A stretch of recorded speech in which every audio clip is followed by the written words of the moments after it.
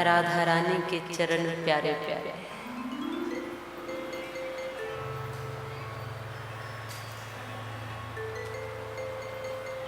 राधा रानी के चरणों में जो आनंद है,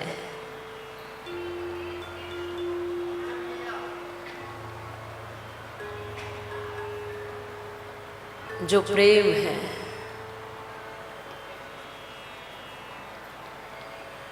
रसिका भुवि भावुका, ये वही कह सकते हैं जिनको ये रस की आदत लग गई। राधा रानी की चरण प्यारे, हमारो धन राधा श्री राधा श्री राधा, परम धन, आनंद धन, जीवन धन, सब कुछ राधा। और इसलिए प्रीत तुमसे लगे, दुनिया से प्यार कौन करे, और कोई कुछ भी कहे तो इस पर विचार कौन करे। बन गई अश्रु मोतियों की लड़ी, तो भेंट तुमको ये फूलों का हार कौन करे। और छोड़ दी तेरे भरोसे ही भंवर में नैया, मूड माझी से विनय बार बार कौन करे। मूड माझी से विनय बार बार कौन करे। छोड़ दी तेरे भरोसे बीच भंवर में नैया, मूड माझी से विनय बार बार कौन करे। और जो मांगना है तुझसे ही मांग लेंगे प्रभु, बन के भिक्षुक पुकार द्वार द्वार कौन करे। प्रीत तो तुमसे लगी है, हमारो धन राधा श्री राधा श्री राधा। और ये ऐसा धन है जिसको चोर नहीं लूट सकता, जिसको जितना खर्चो ये समाप्त नहीं हो सकता, ये उतना ही बढ़ता जाए। इसको इतना जितना बांटो उतना ये बढ़ता ही जाता। ये ऐसा धन है, ये ऐसा खजाना है, जितना बांटोगे उतना बढ़ेगा, जितना गाओगे उतना और बढ़ेगा, जितना लुटाओगे और बढ़ेगा। और न चोर का डर, न डाकू का डर, न खोने का डर। ये ऐसा धन है जो सदैव आपके पास रहेगा और आपको तृप्त करता रहेगा, आनंदित करता रहेगा, मग्न करता रहेगा और आपको कृष्णमय बनाता रहेगा। राधा रानी का ये नाम संकीर्तन, ये धन ऐसा है, कितना भी लुटाओगे तो भी बढ़ेगा ही बढ़ेगा। इसलिए इसमें कंजूसी की कोई गुंजाइश नहीं है। यहाँ कंजूसी मत करना।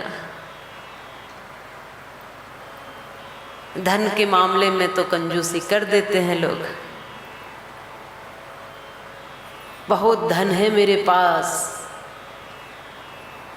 पर मैं खर्च नहीं कर सकता। गुरुदेव के चरणों में प्रार्थना करता है व्यक्ति, मैं फिर भी पूजा करना चाहता हूँ, फिर भी भजन करना चाहता हूँ, मैं फिर भी भक्ति करना चाहता हूँ। धन मेरे पास भरपूर है, पर मेरी तिजोरी खोलने की हिम्मत नहीं है, पर भक्ति करने की भावना है। फिर क्या करूँ मैं गुरुदेव? तो गुरुजी ने कहा, इसमें कौन सी बड़ी बात है। तुम इतने ईमानदार तो कम से कम हो कि कह रहे हो कि धन तो मेरे पास है पर खर्च नहीं कर सकता। यदि आप धन से भक्ति नहीं करना चाहते, कोई बात नहीं, तो मन से भक्ति कर लो। इसमें एक दाम नहीं लगेगा, कौड़ी भी नहीं लगेगी। मन से भक्ति कर लो। मन से भगवान को, मूर्ति को रखो, मन से भगवान को स्नान करो, मन से ही नहलाओ, मन से ही भोग लगाओ, वस्त्र पहनाओ, आभूषण पहनाओ, खूब सोने चांदी के सिंहासनों पर बिठाओ। मन से कुछ लग थोड़ी रहा है, एक कौड़ी नहीं लग रही है, तो आंख बंद करके बैठ जाना और खूब भगवान का दर्शन करना, भगवान को वस्त्र पहनाना, आभूषण पहनाना, महंगे महंगे, जितना चाहे तू, जो चाहे तू। इसने कहा ये भक्ति का तरीका बहुत बढ़िया है। कुछ भी खर्चा नहीं होगा और मेरी भक्ति भी हो जाएगी। ये बहुत अच्छा तरीका गुरुदेव ने बताया। आकर बैठा, भगवान सामने आ गए, आंखें बंद करके ये भाव में देख रहा है, बांके बिहारी की छवि मेरे सामने है, इनको स्नान करा दूं, इनको वस्त्र पहना दूं। स्नान करा दिया, वस्त्र पहना दिए और अब वस्त्र इत्यादि पहनाकर श्रृंगार इत्यादि करके फिर भोग लगाने की बारी आई। तो भोग लगाने के लिए एक कटोरी भी सामने आ गई। ये भाव में चल रहा है सब कुछ। कटोरी आई, उसमें माखन आ गया, उसमें मिश्री आ गई। इसने मन ही मन में देखा, ओहो हो, मिश्री तो थोड़ी ज़्यादा हो गई है माखन में। तो इसने कहा कल के काम आ जाएगी। तो निकालने के लिए हाथ आगे बढ़ाया, ये है नहीं मिश्री। ये मन ही मन में सोच रहा है, आंखें बंद करके इसकी लीला चल रही है। ये मिश्री कल के काम आएगी, क्योंकि मन में कंजूसी बैठी हुई है। ये मिश्री निकाल लेता हूँ थोड़ा सा। जैसे ही हाथ आगे बढ़ाया निकालने के लिए, ठाकुर जी हाथ पकड़ते हैं। अरे भैया, मन से तो कंजूसी छोड़ दे, मन से तो पूरा पूरा हो जा। माना कि तू धन से कंजूस है, धन से कंजूसी कर रहा है, लेकिन मन में तो कंजूसी मत कर। इसमें तेरा लग भी क्या रहा है, थोड़ी ज्यादा हो गई तो हो जाने दे, कल और आ जाएगी।